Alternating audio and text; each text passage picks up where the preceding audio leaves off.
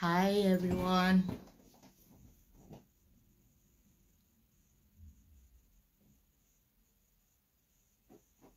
Hello and welcome.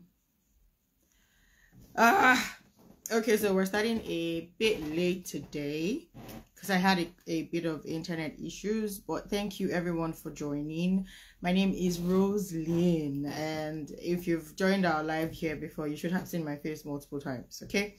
So today we're going to be talking about a topic that is not the most interesting because we've had a lot of new things happening in the international space, and a lot of the things that are coming out are not very favorable to people looking to study abroad or relocate through work or other channels.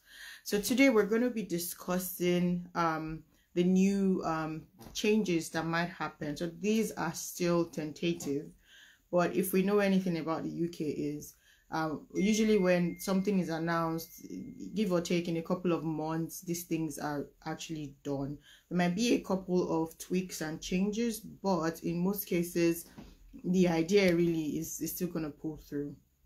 So we've had a lot of people come to us asking, okay, what does this mean? Does it mean I can no longer go with my family? Does it mean it's no longer a good idea to study in the UK? What exactly does this mean? So that's what we're going to be talking here today. So we're going to be talking about the new immigration rules that might become enacted in 2024. There are some things that have already begun. So these are things that were happening even before now. That is for the student route.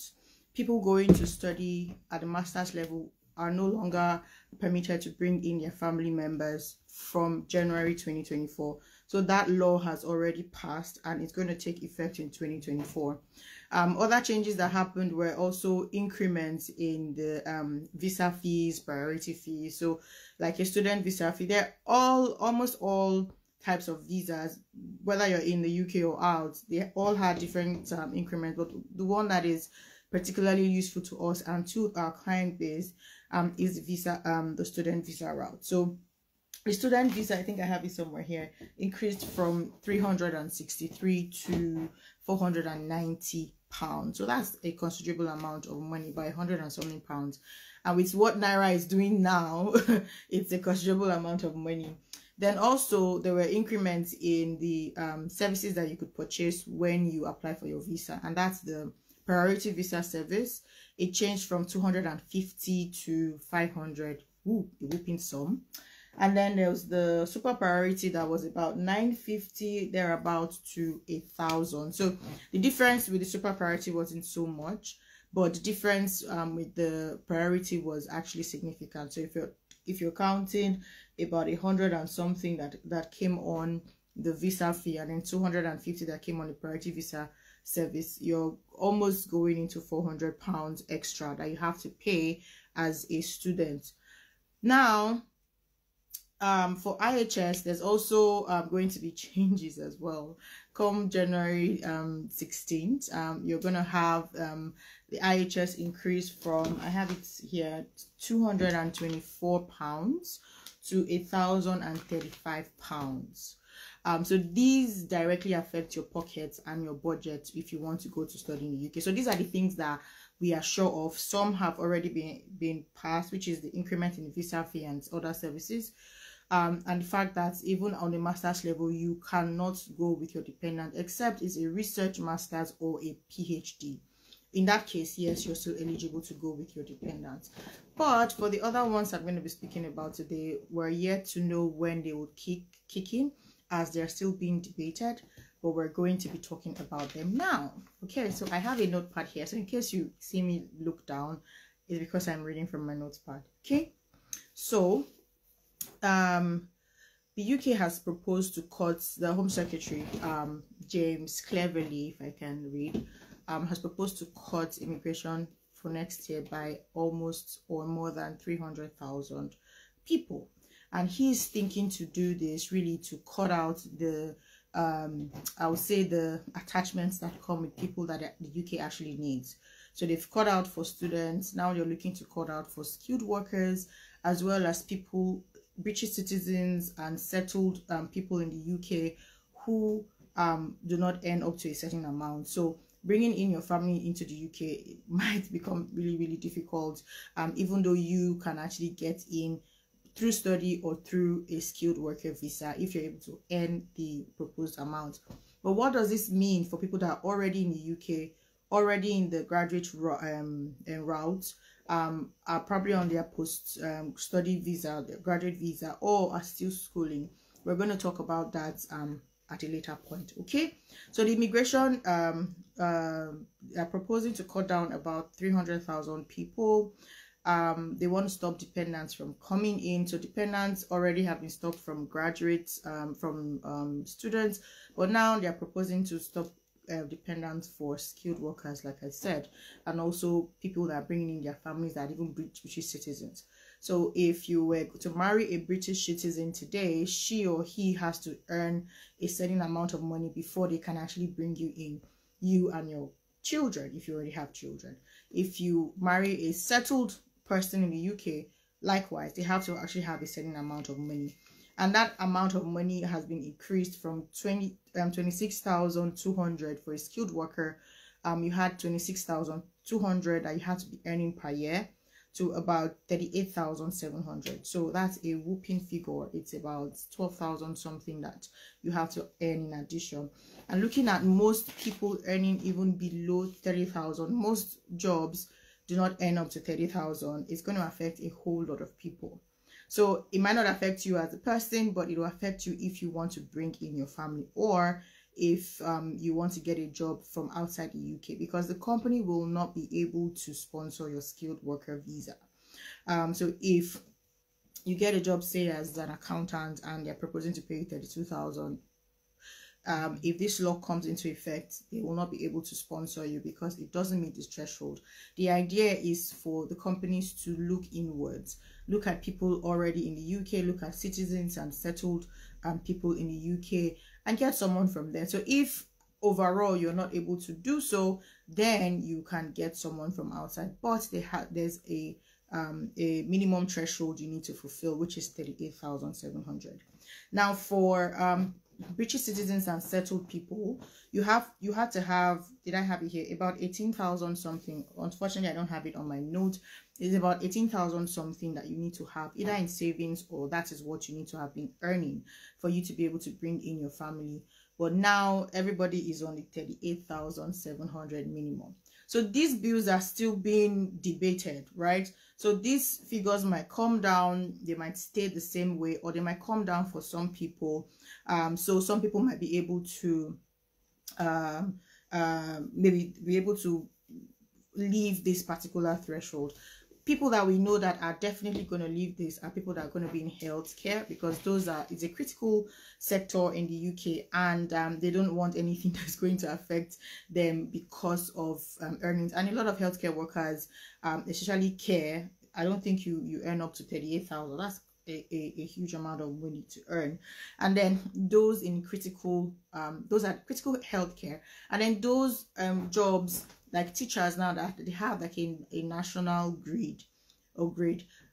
So if as a teacher you are on a particular grade level, even as a British citizen you can't earn a certain amount, how do you expect them to bring in someone from abroad and pay maybe double of that just so that they can get a skilled worker visa? So if you have a job that is within that particular structure, then it is the prevailing grade in the UK that would apply. So you would be coming out of this 38,000 box that they have set for people. But the dependent bit might still greatly affect you. And this part is being debated, especially for healthcare workers, because what you're proposing is that people come in, right, and they take care of your people, they take care of your old people, people with disabilities, they contribute to your economy, but they're alone. And you know, when you're working abroad, you don't have your family around you, extended family and direct family, it can lead to a lot of emotional issues. It can lead to depression. It can lead to a whole lot of things, and it's very hard to integrate into a system when you're working around the clock, and the only people you get to meet on a daily basis are people you meet at work who also have their lives, right? So having your family with you still gives you that sense of, you know, grounding. You're grounded, and you know that, okay, I go home to a smiling family, I go home to people who love me. But now that might actually become impossible, right? So you're going to come give your service, and you're not going to be able to have people that can actually help calm you down. And we all know, if we know people in the UK, we know a lot of people are complaining about the amount of work they have to do, the stress level, the round the clock doing stuff. So things that can help you become sane, or remain sane rather, is to have family close to you. So there are some debates about, you know, the morality of the issue. Legally they can, but morally they might want to do one or two things about it. So we don't know that yet. However, for next year, what is our business is study, right? I just wanted to mention a couple of these things. Sorry, let me see. I just wanted to mention a couple of these things so that you get a general idea of what is happening. So how does this relate to students, and how would students be affected by this? Okay, so already everybody has already known that you can't go with dependent. So if you're going to the UK come January 2024, it means you're going on your own. So you're either a single person, or if you're married, you're going and you don't mind separating from your family. But there was always the option of, when you have finished schooling and you switch to a skilled work visa, you're able to bring your family in. But now that option now has become really, really, really, really huge, rather hard, because you now have to fulfill the minimum pay requirement, which is actually a very hard feat to actually fulfill. So that is something that one has to consider when you're looking at the UK. UK still presents a very, very good option, but now it's getting harder and harder to be able to bring your family, whether you're going to take a 1 year to school and then have them come over, or if they are ever even going to be able to come and meet you at all. Secondly, there is debate, or there are talks that they're still going to review the graduate visa route. So for students who have graduated, you are entitled to 2-year work visa, right? So right now there's nothing affecting the 2-year work visa. You go to the UK, you are entitled to that. The only way you get that though is if you complete your studies, and then when you apply, they review your what you've done, right, while you were schooling. So if you've worked beyond 20 hours and you can prove it, then you're not eligible, or you're not entitled for that. If you've committed a crime or whatnot, so they're gonna, basically you're gonna have to pass an eligibility check. Now most people automatically get this because they already know the rules before getting into the UK, right? So right now there is no news in that aspect, but they're actually looking towards that. I do not think that for people already in the UK it's going to be they're going to be affected, because most of the times when things come out like this, it's for people looking to go in the future. And the good thing is, usually when news come out, you have it's already always in advance. So maybe 6 months in advance, 8 months in advance, 1 year in advance. So there are still things that you can do before the law actually kicks in. So for instance, when the law came out that graduates, students, that's master students, couldn't go with their spouses or their dependents, the law is going to take effect in January. So we had people in September who were able to go. We had people in October, people in November, and people in December, because there were still schools who had options open for November and December, and a lot of people were able to take advantage. So as long as that day hasn't come, then that law hasn't taken effect. So likewise, if there's going to be any changes to the graduate visa route, then I'm assuming that it's not going to affect people that are in, because they have already benefited from the law that was present as at the time they made their application. Okay, so what might affect them is a threshold for bringing their family if they do not have a family, or switching to a skilled worker visa. Now, I was looking for information about what actually happens to people in the UK. I'm not in the UK, so I'm not privy to some of the information that might be going around in the UK, but I tried to get information about what will happen to people in the UK who need to switch to a skilled worker visa from a graduate visa or or they finish their school. So if you finish your schooling, you don't have to switch to a graduate visa, right? If you get a job, a skilled worker job, you can switch automatically to a skilled worker job. In fact, before I think August or September or so, if you get a job while still being a student, you can switch from a student to a skilled worker automatically. But when the law came out, it stopped or ended that you have to finish your schooling before you can switch. So that's actually something that is in place. So if you're going to school, you must finish your schooling before you can switch. That's when you're eligible. Now, for people who graduate and then this particular rule is in place, does it also affect them for them to be able to switch either from their student visa itself direct to skilled worker, or from their graduate visa to a skilled worker? Now, I saw, well, I don't know, it's not confirmed, but I saw some people talking about having a 2-year grace period before this actually takes into effect for people already in the UK. But please don't quote me anywhere. I don't know how confirmed this is, but what you can do is that the options for healthcare is still largely open, and the requirements are pretty low. So that's a route that a lot of people can take, but it's not the best in terms of you going to study logistics, or you going to study something that is completely different from healthcare, and then you ending up in healthcare.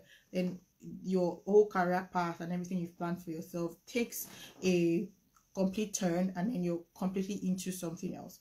And we're talking about visas that are 3 years, 5 years or more, and you're tied to that job, you're tied to that particular role. So you can't say, oh, I'm on an healthcare and I want to continue doing my logistics or project management.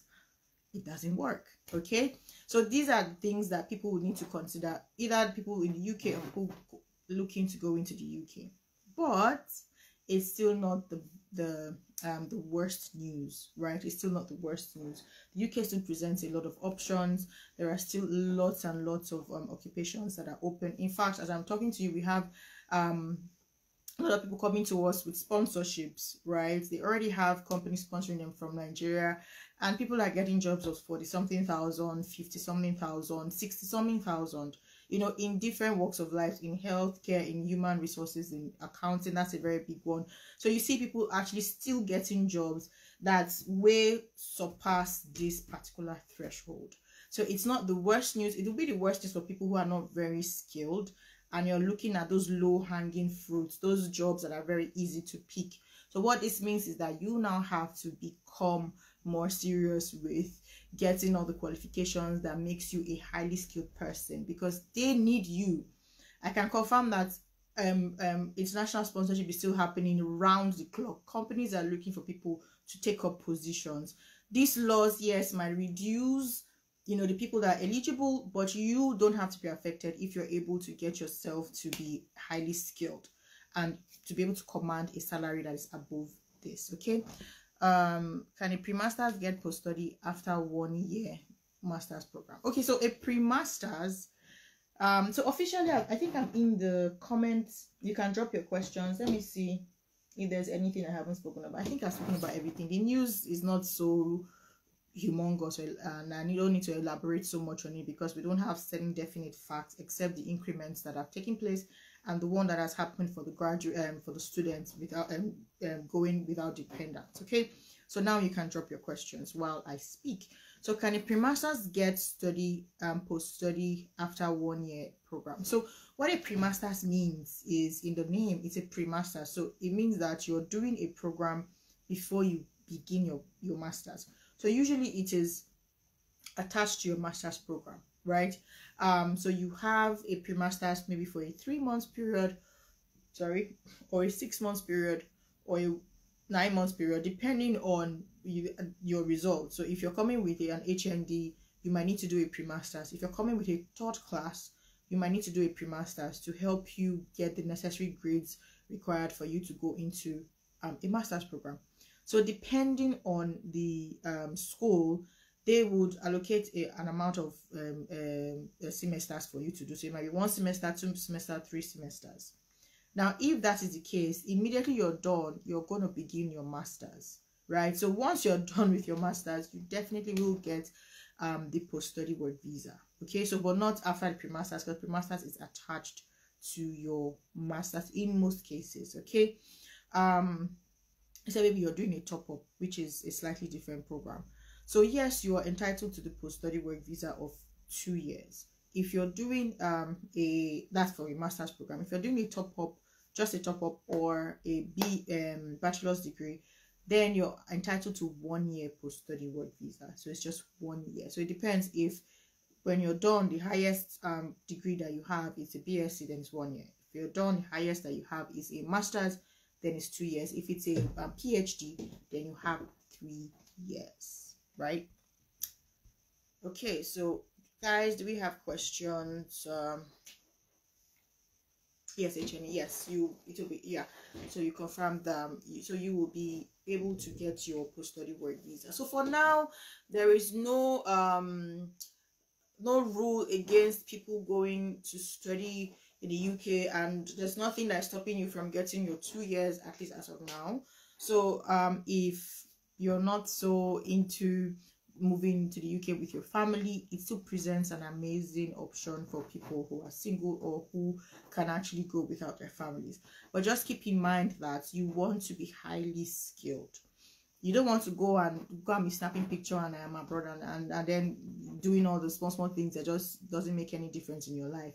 You want to try to get all the qualifications that you can get while you're studying, volunteer, get experiences, and then maybe go for a career course, right? Learn how to write perfect CV, learn how to learn interviewing skills, learn how to write a very badass cover letter. Like, differentiate yourself, because there are jobs everywhere in the UK, right? And you just need to be able to attain this particular job. So if you have some shortcomings in certain places, please bridge that gap. There are lots of qualifications you can do online. While you're working, while you're studying, you can also still add that. Those are the things employers want to see. And for them to take a chance on you, they need to see that you're worthy of being that chance being taken, right? So do that, and the UK is still an amazing option for you. Just because you have to meet a higher salary threshold does not mean that it is something that you cannot attain, okay? Okay, so for people, so this question is, sorry, I joined late.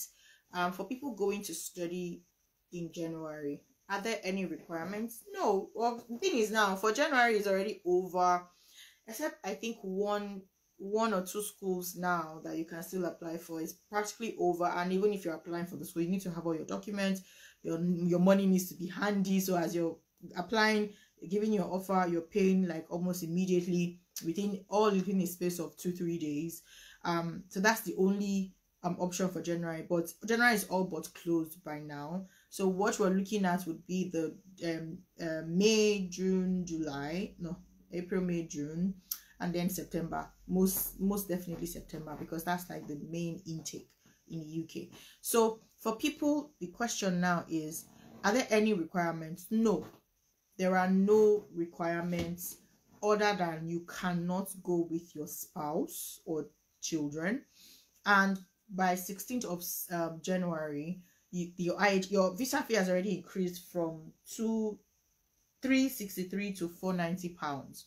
But now the IHS is increasing by 66%. Let me just get the exact figure, from £624 to £1,035. And we all know what Naira is doing and how Naira is just running up, you know. So £1,035 plus £490 is quite a lot of money. So that's about 1,500 and something pounds that you need to pay for your application alone.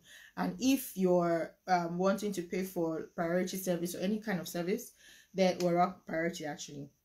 So the priority service is now £500. So that's in addition to your visa fee and IHS, which is like 2,000 and change.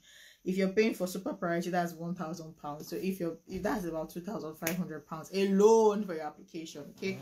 But the barest minimum currently right now is the 1,035 pounds, and then 490, and this is what is going to apply for September students, April students, May students, because this law takes effect by January 16th. So the only people that will not be affected by the increments in the IHS will be people applying for January now. So as long as you're applying for your visa before that date, you still get the prevailing IHS fee. Okay, so if you already have your, maybe you already have your offer, you're working towards your CAS and all that, please reach out to us, and then we can help you with the application process. And if possible, if it's a school we work with, we can also bring you under our organization and then give you all the support that you need, okay. But if not, and you're still interested in going to the UK for a later session, also do contact us. Do you have schools that accept HND for masters or yeah, of course. If it's pre-masters, yes, you have more options of schools accepting pre-masters, accepting HND qualifications for pre-masters, okay, because that's the pre-masters program itself is made for you and third class. So HND, you're converting your polytechnic degree into a university degree, so you need to convert. It's not an issue of whether you're not maybe as intelligent as somebody that went to university. It's just an issue with the type of degree that you have. They are not equivalent. So this doesn't make this, right? So but for you to be able to convert this to this, you need to do something that can help with the conversion, and that's what the pre-masters is for. Now for people that can get direct masters right into with their HND, that's because you're going for probably a business course. For business courses, in fact, some schools do not even require you to have a degree itself. You can have secondary school certificate and have 10 to 15-year work experience, and a huge chunk of that has been in a managerial position. You've done some courses here and there, to taking some certifications and all, and you're able to write a badass SOP defending why you should go for a master's now rather than going for another graduate degree or whatever as a matured student, and they'll take you because it's business. What they need to do is just teach you how to run a business, all aspects of a business, managing HR resources, managing finance, marketing, operations, logistics, and all that. You don't really need to go to school if you've gathered experience. So for HND, you are also eligible for that. So you can go for a business related course with an HND, but this is subject to availability. They will always take more people that have the requirements, right? So the requirement is going to be a 2-2 a 2-2 from a BSc, right, a bachelor's degree. So if they don't have as many people qualifying to fill up the space, then they will offer you a space. So it is subject to availability. So that's why you might have a school that is known for accepting HND. You apply to that school with your HND and you might not get an offer. Like your offer might just not come out. You know, you might wait for 2 months and then there's no offer coming out. Why? Because they are reviewing applications for people who meet the minimum requirements. So where there is a gap, then you can now come into. But of course, you have to make a badass SOP, and then your CV just has to communicate. It has to communicate all the things that you've been able to learn, things you've been involved in, all your experiences, most especially in managing things. So as a team lead, a supervisor, a manager, those are the things that they'll be looking out for. But if it's a pre-masters, yes, you can get pre-masters, and then that helps you to convert your degree, and then you can now look at other areas. So you're not boxed into studying for business alone. You can now go into a career choice that you actually want. Okay. How true is it that if you don't work while studying in UK, you might not be given 2 years? No. If you don't work, they don't even want you to work now. That's why you're putting proof of funds.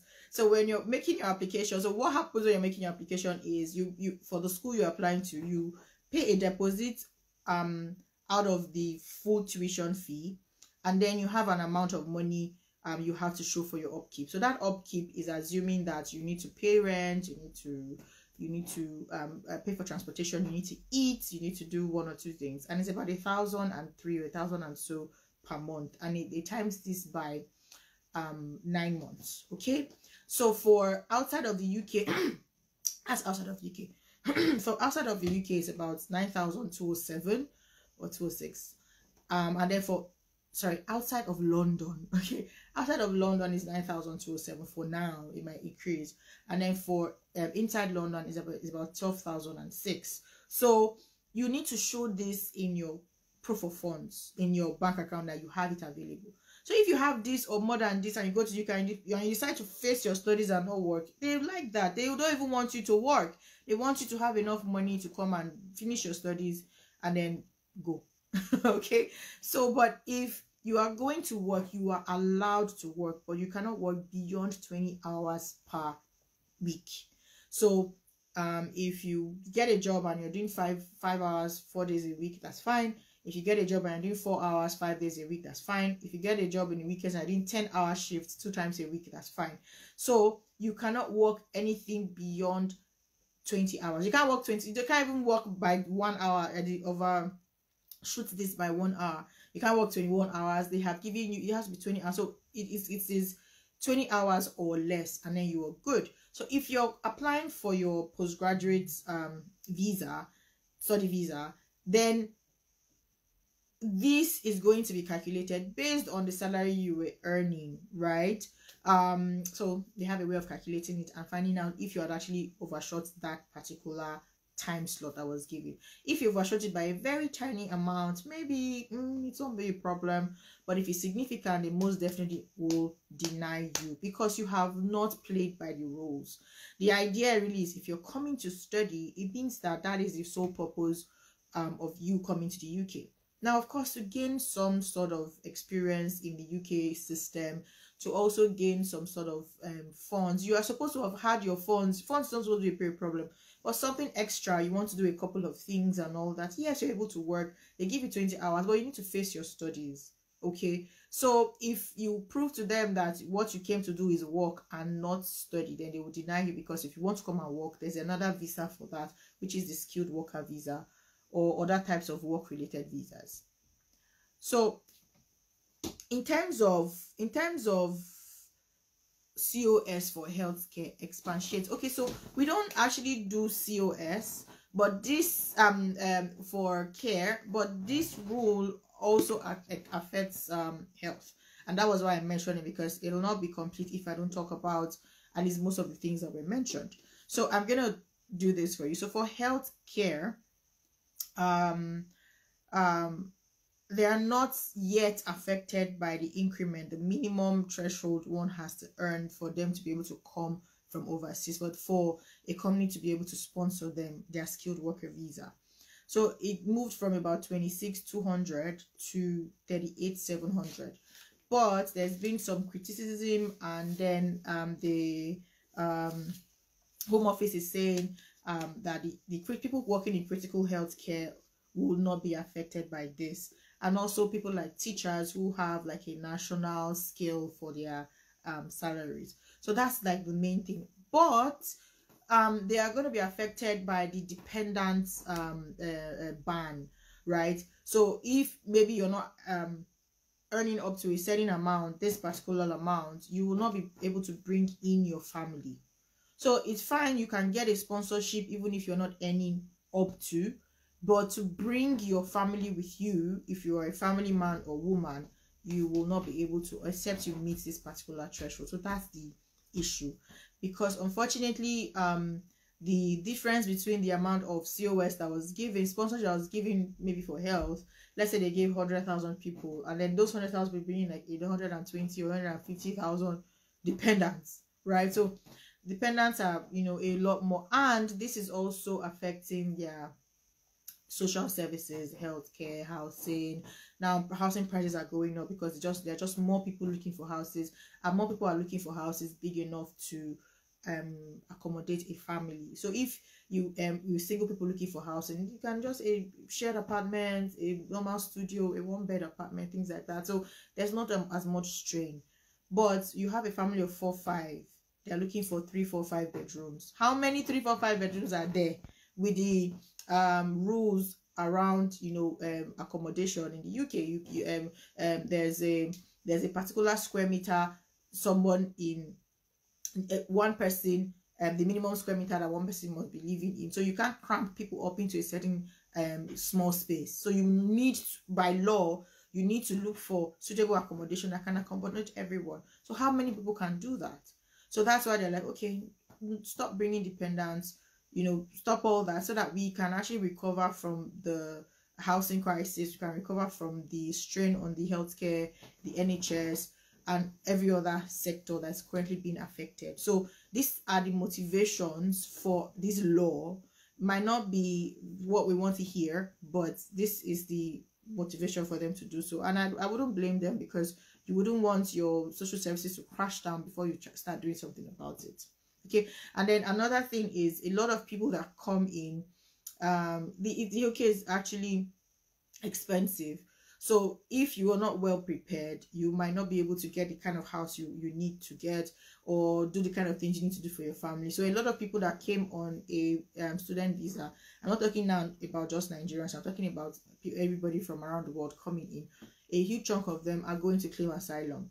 So you're coming in, you say you have the money, you can this, you can that, and you come in and you're claiming asylum. That what? Do you understand? And now if you claim asylum, they have to accept you and listen to your story. You claim asylum, they need to give you a home.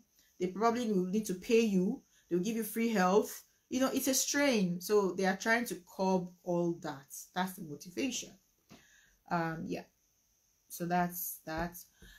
What can you say about the new policy of having 20,000 in your account for Canada? Okay, so for Canada, we're going to do Canada differently, but I'm going to talk about this now because it's a related issue. So I'll say all the Western countries are currently going through some sort of inflation. And this all started after Corona, with all economic activities coming to a halt. Unlike our country, Nigeria, where everything came to a halt, but the government was enjoying themselves. They were not doing anything social. But in these countries, there were a lot of social benefits that came about. They were giving them foods. They were giving people allowances. A lot of people went on unemployment, so they were on benefits. They were giving businesses tax breaks, and even giving them grants to be able to run their business and pay their employees' salaries. There were a whole lot of things that were pumped into the economy for a 1 year, 2 year period. And that money had to have come from somewhere. So if people were not working, paying taxes and replenishing it, and they were just packing the one that they had saved to give to them, then there's no money anymore. So what happens is that cost of goods and things have skyrocketed, right? Interest rate has skyrocketed. A whole lot of things have skyrocketed. So there's a very, very big issue with inflation and access to social services. Like for Canada now, there's a housing crisis, because a lot of people are looking for houses. They can't get houses, or maybe they can't get the type of house that you want. So if you're a family of 3, 4 and you want maybe a 2, 3 bedroom, you probably have to share a house or go to a 1 bed, right? In the meantime, while you're looking for another house. So there's a housing crisis. And what does crisis like this amount to? It amounts to a more demand than supply. So if there are 100 things and then you have 200 people wanting it, it means that the value of that thing has gone up, and then you now have to pay a premium. So what then happens again is that prices for housing, both for rent, for buying, mortgage and all that, is increasing, and the earning potentials of people have not increased to commensurate this. So it's now very expensive, right? So the former rule, or the former allocation that was given was 10,000.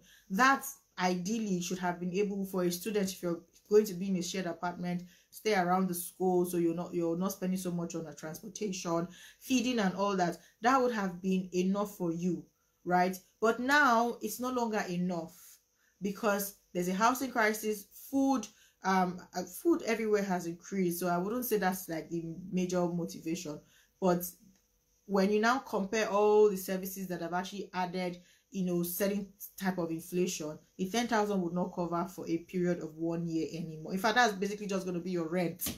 Are you not going to go out? Are you not going to, do other things, buy textbooks and all that? So they have adjusted it to fulfill the current economic realities. That's just it.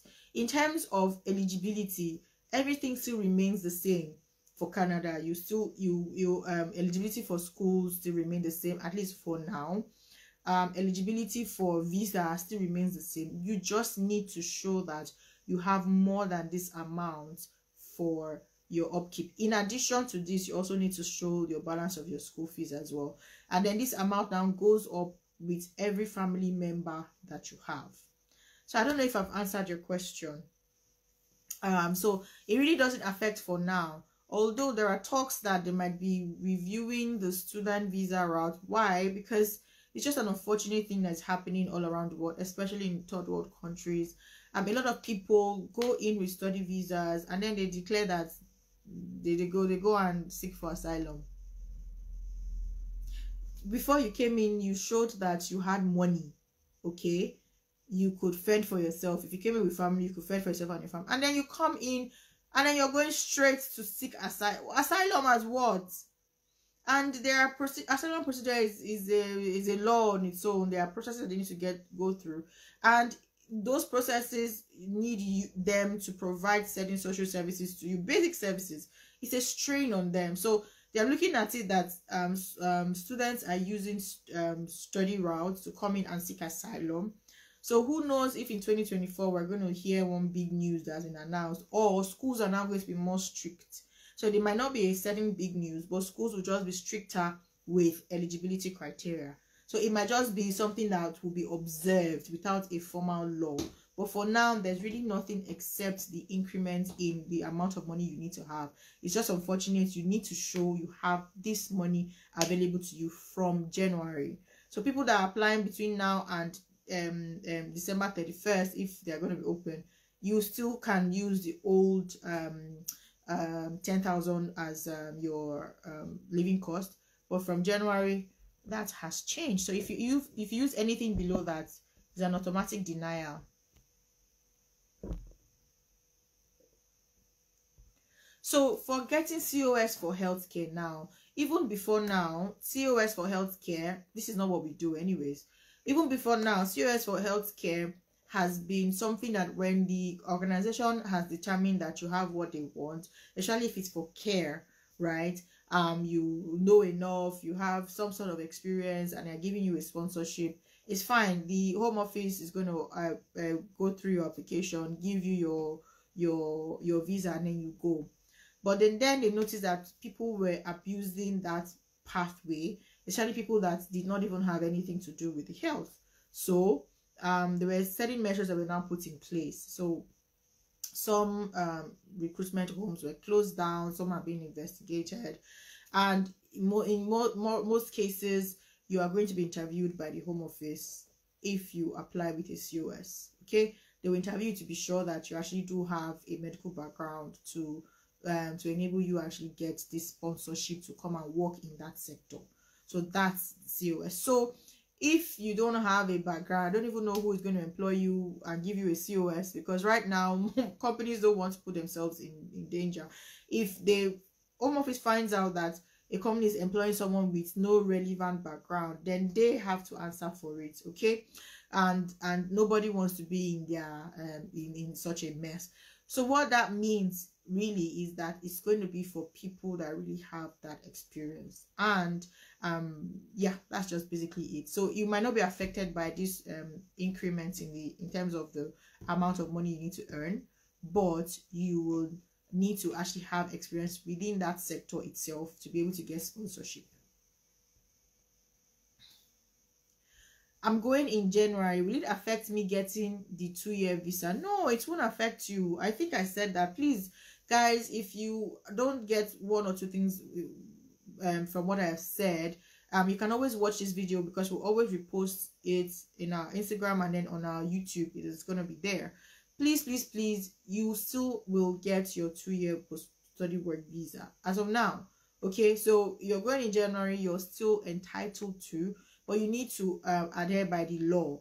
You need to not work above 20 hours, and you need to complete your studies. So if you're focused on another thing, partying or working extra or whatever, and you don't graduate when you're supposed to graduate, you might not have enough time on your visa to apply for your postgraduate, and then you might need to leave.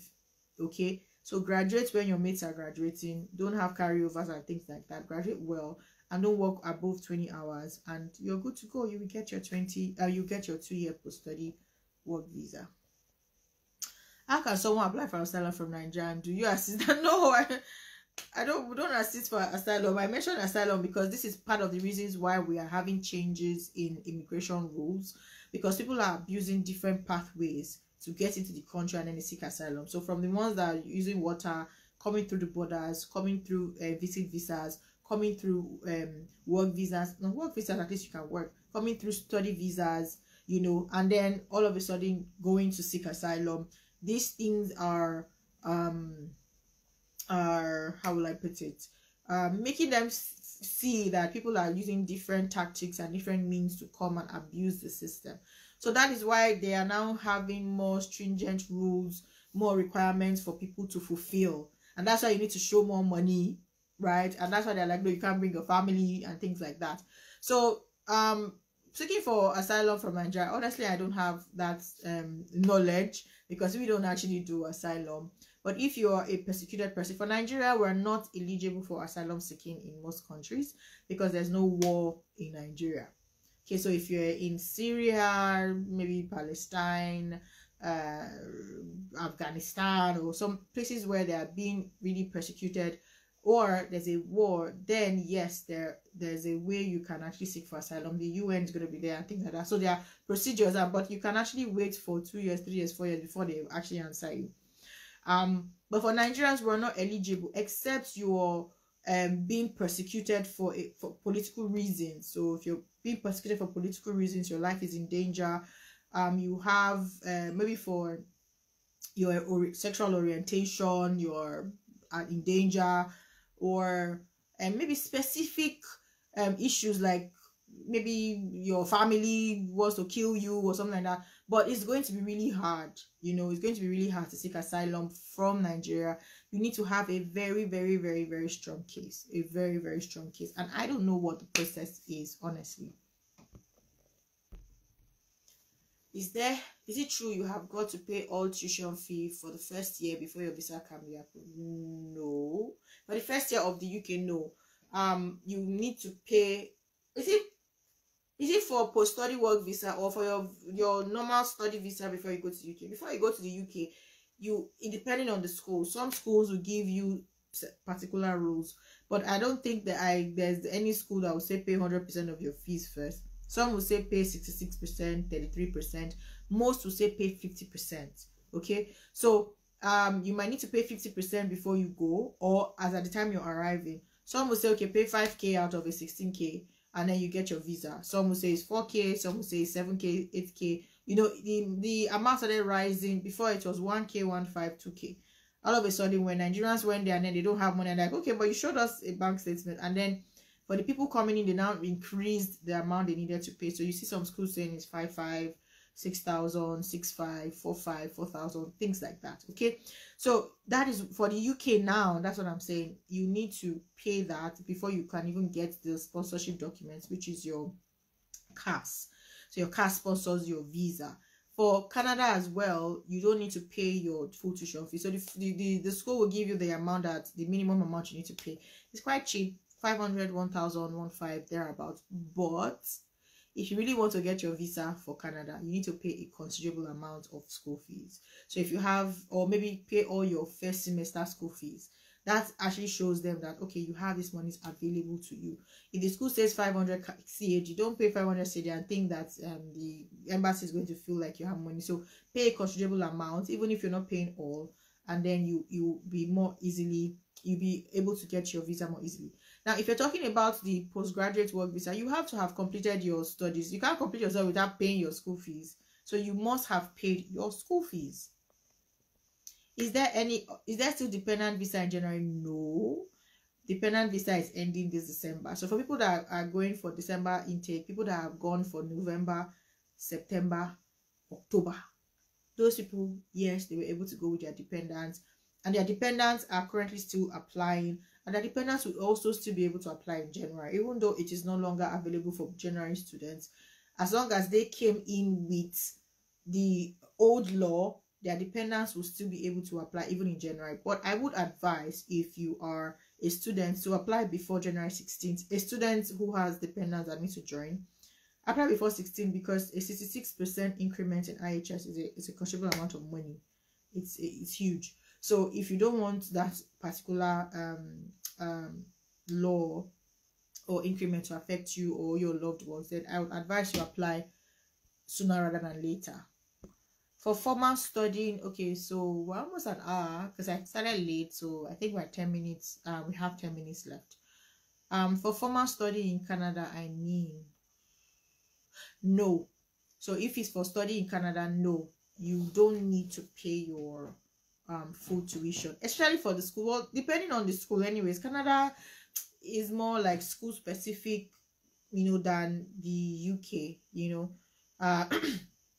So some schools, maybe if you're going to some schools or some universities, you might need to pay a considerable amount, but in most cases, no, you don't have to pay your full tuition. But the reason why it is advisable to pay a considerable chunk is just to aid your visa application, right? So some things are the minimum threshold you need to meet. But when you look at your circumstances, especially coming from several countries, so you might be a European now, a German or someone from Austria, you can speak English, you can prove your English, and you're going to study in Canada, and you pay 500. They will not mind because they know that you can afford it, right? But the same person coming from outside, and you're paying that same money, and they know that the earning potential is not the same, then you might need to convince them more. So that's like the barest minimum you need to meet. But when you look at your circumstances and when you're coming from, you might need to do more to prove yourself. So that's basically the idea behind it. So MIDI collection says, is there dependent visa in January? Unfortunately, no. For students, no dependent visa anymore. But if you're going for a research master's, okay, so it's not like 100% no. If you're going for a research master's or a PhD, then yes, you can still go with your dependents. So a research master's and a PhD, they are very alike. The only difference is that one is a PhD, then one is a master's, but it's research. So basically, you're going to be researching on a certain topic. You have a lecturer that you're under, and you're working for 2 to 3 years to, you know, find solutions in one particular area, you know, or in one particular field. So yeah, so you really need to want to go to school if you're actually going for research. Research is almost comparable to what you do when you're doing a PhD. And that's the only thing that will make you eligible to go with your dependents now. So this law can change at any day, but as of now, today is what, 13th or what? This is the rule, 13th of December 2023. My husband is a dependent. We are together in the UK. Can he still apply for his master's in Canada? Of course. You're in the UK. Your husband is a dependent. He wants to apply to Canada as the main applicant, and you be dependent. Of course, you just need to fulfill the requirement, and you need to prove that you were legally in the country that you have been in. So if you're in Nigeria, you don't need to prove anything because your Nigerian passport shows that you're legally required to be in Nigeria. But in the UK, you just need to show that, okay, you have been on XYZ type of visa and that you're legal. Of course, you can process it, use the embassy there to process your application, or even come to Nigeria if you're so willing to, and then you can then switch. He now becomes the main applicant and you be his dependent. There's no issue about that, and it's something we can actually help you. Doesn't matter if you're in Nigeria or outside of Nigeria, we can help you process this. So please give us a reach, and then we can help you with this. Okay, yes, after your studies, most definitely after your studies, you can switch to Ireland, you can switch to Australia, you can switch to Mexico, anywhere. You're not bound, you're not like bound in chains and say, oh, you must stay here. Nah. You can even say you're the one that wants to go for another master's if the focus area is to your liking. So maybe you have checked the whole of UK, and they don't have that type of focus area, and the only country that has it and the only school that has it is the one that you're looking to go to because you want to work in a particular line that is very streamlined, right? you can use that as your defense to say, okay, this is why I want to now do a second master's right after I just finished this one. And as long as the school approves, then yes, you can go ahead and apply for your visa, and also write an explanation letter to the visa officer explaining why you had made this decision. And you have the money. No, nothing, no problem. Oh, thank you. Midi Collection says, thanks for your response. I love Next. We love you too. And we're always here for you 100% of the time. I just want everyone to know that consultation is free. If we can bring out such information on our live to everybody everywhere, then you should know that when you come to us personally to ask any questions, we will give you this. So consultation is free. We'll help you make the right decision for which country would best suit you and your situation in terms of your family, your budget, your interests, your future prospects, your goals. We'll help you make that decision, and then we can hold your hand through the process. So from start to finish, we are here for you. That is what we do, and that's what we know how to do best. Does Nexi run Canada study for individual? Yes, we do Canada. Yeah, so the next live is going to talk about Canada, right? We do Canada very well. Okay, so for undergrad, postgrad, we do Canada, we do US, we do Ireland, UK, Australia, and now starting January 2024, we're going to be doing France for diploma, BSc, and masters. So for people who are looking to come to Europe, people who are looking for a more affordable option, this option is not open for people that are looking to go with their families anyways, but you're looking for a more affordable option than what you get in all these other countries I just called, then France is that option. And then we're going to be doing that from January. So yes, we do. We're not just only a UK organization, even though a lot of people think that we only do UK. Next week, live for Canada will be next week, so please keep it a date, follow us. But if you have specific questions, you can always reach us.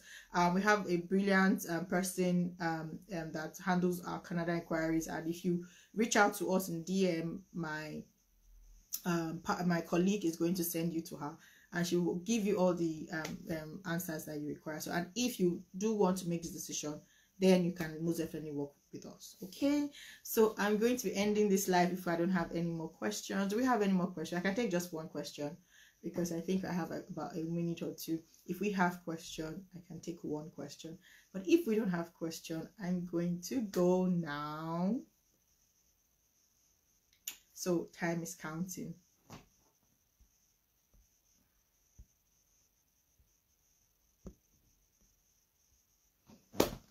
No question. Okay, so thank you very much for everybody that joined. If I missed your question, like I said, please reach out to us. We're here 247 on our DM, or click the link on our bio to send. You see list of counselors, so you can send a message. If you're speaking to a counselor that cannot handle your case in particular, then they would be referring you to the one that has more expertise in that area, since we do a whole lot of different services. But we're here for you. Okay, so from me and for today, from Nexi, I say bye bye and have an amazing remainder of your week. So till next week, bye.